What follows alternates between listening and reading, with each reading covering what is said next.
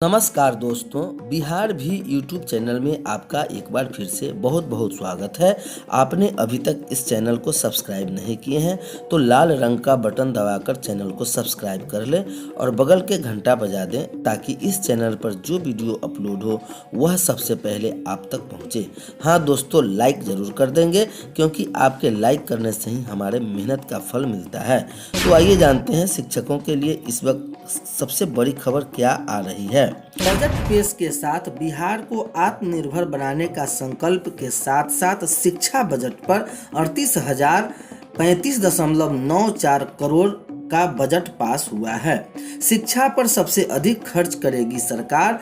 वेतन, नियोजित शिक्षकों से लेकर अन्य बच्चों की पोशाक, छात्रवृत्ति योजनाओं समेत शिक्षा बजट पर खर्च करने का बजट पास हुआ है। प्रदेश में शिक्षा को बढ़ावा देने की प्रतिबद्धता सरकार को दिखाई है। इसकी झलक बिहार बजट में स्पष्ट रूप से दिख रही है। इस बार कुल बजट का सबसे अधिक राशि शिक्षा विभाग पर खर्च करेगी। सरकार अपने कुल बजट का 38,035.94 करोड़ राशि केवल शिक्षा विभाग के लिए आवंटित की है, जिसमें 21,939.03 करोड़ स्कीम मद एवं 16,096.90 करोड़ स्थापना एवं प्रतिबद्ध व्यय के लिए प्रावधान किया गया है।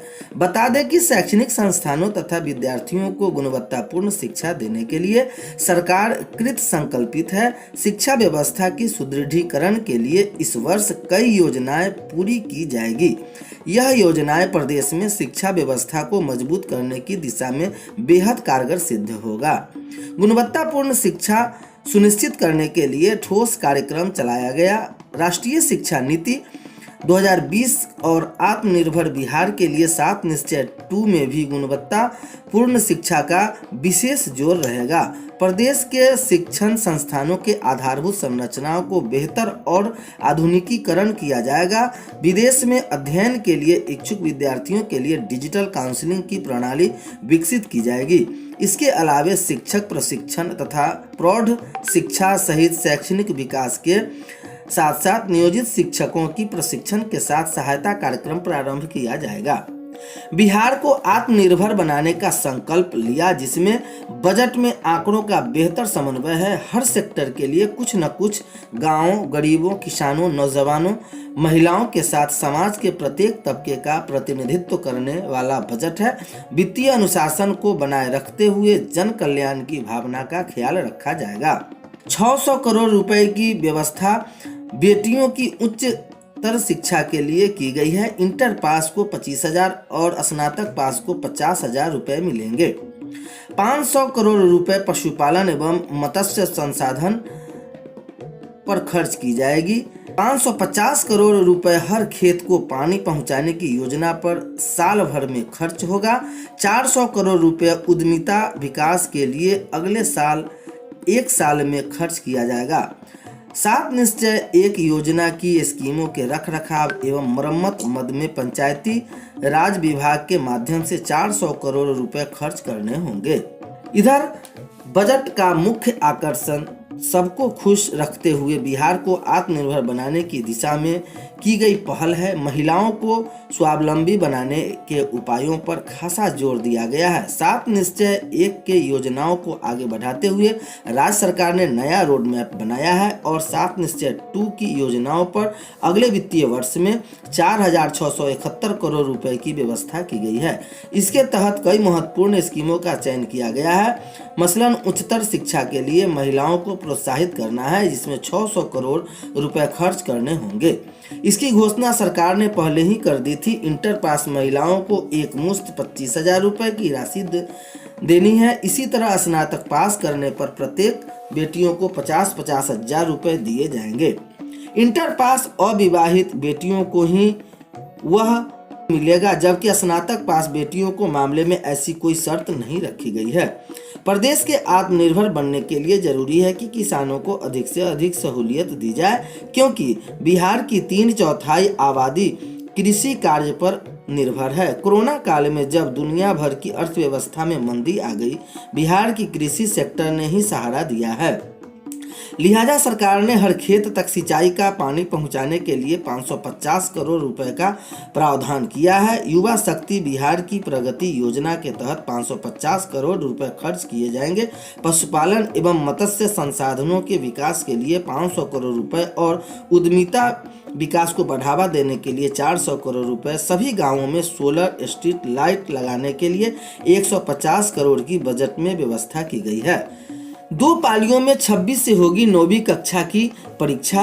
बिहार विद्यालय परीक्षा समिति के तत्वाधान में इस वर्ष राज्य में 9वीं की परीक्षा आयोजित की जाएगी। इसके लिए बोर्ड की ओर से सभी विद्यालयों में प्रश्न पत्र भेजे गए हैं। 26 फरवरी को 9वीं की परीक्षा 2 पालियों में होगी। इसके लिए बिहार विद्यालय परीक्षा समिति ने सभी स्कूलों के प्राचार्यों को दिशा निर्देश दिए हैं। 9वीं की सैद्धांतिक परीक्षा 3 मार्च तक चलेगी।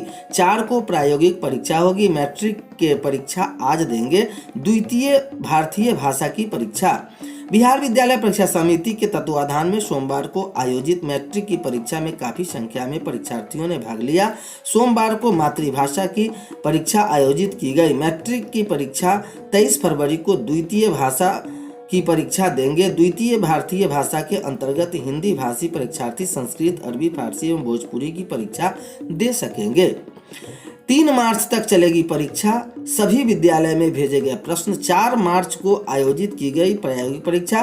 प्रश्न पढ़ने के लिए 15 मिनट का समय। अन्य परीक्षाओं की तरह प्रश्न पत्र पढ़ने के लिए 15 मिनट समय परीक्षार्थियों को दिए गए। प्रश्न पत्र पढ़ने के बाद परीक्षार्थी सवालों का उत्तर लिखेंगे तो बेहतर होगा। इंटर की कॉपियों का मूल्यांकन 26 फरवरी से इंटर की कॉपियों का मूल्यांकन प्रारंभ हो जाएगा, जो 8 मार्च तक चलेगी। परीक्षकों की सूची +2 विद्यालय एवं इंटर कॉलेज के प्रधानों को पास भेज दी गई है। परीक्षा नियंत्रक के प्रधान को निर्देश दिया जा रहा है।